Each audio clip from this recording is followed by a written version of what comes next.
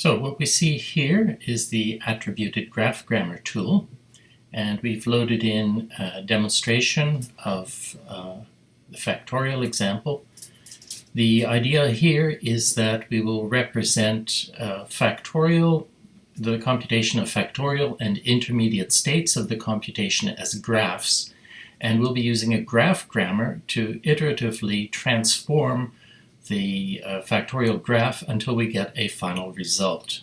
In the graph grammar, there are two kinds of nodes that we have. We have factorial nodes and result nodes. So the factorial node represents a factorial that needs to be computed, and a result node represents an intermediate or a final result.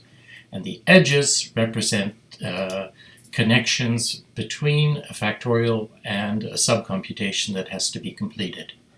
Here we see a host graph, and this is the factorial that we want to compute, a factorial for the value 6. On the left-hand side, we see a set of rules of the graph grammar. There's a recursive case, a base case, a computational case, and a final case when we're done. What we're looking at here is the rule for the recursive case. As is usual here, the middle panel here, this is the one that shows the subgraph that we want to match. So we want to match a case where there's a factorial node with some value n in it that needs to be computed. We're going to replace that by the node attached to a new node that computes factorial n minus 1.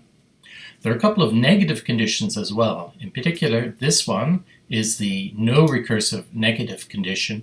It says there isn't already a factorial subnode, because if there is one, we don't want to create it. Second of all, there shouldn't already be a result node attached.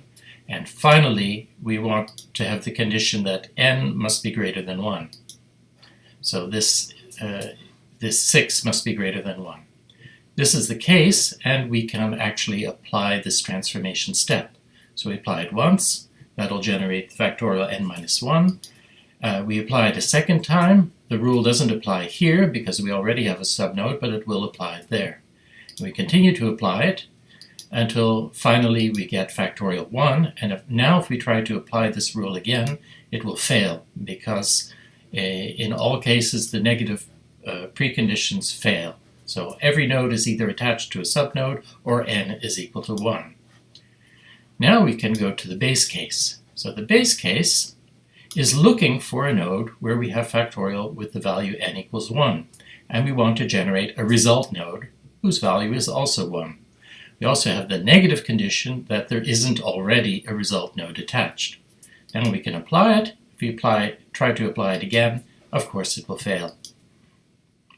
Now we're finished with the recursion and the base case, and now we want to perform our actual computation.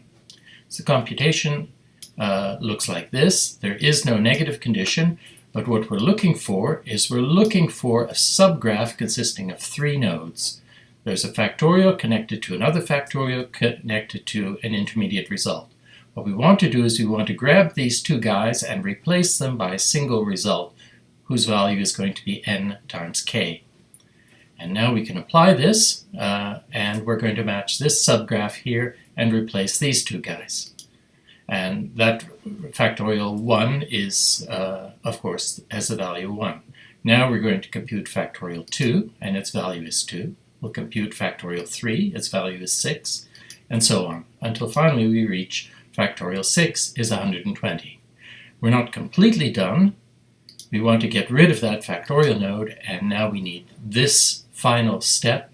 This is looking for a factorial node connected to a result node, and the precondition in this particular case is that there is no factorial node connected to another factorial node. So we're down to the last factorial node. If we find that, we can throw away the factorial node and we have our final result. What we'd like to do is see how we can how this looks if we apply all of the steps without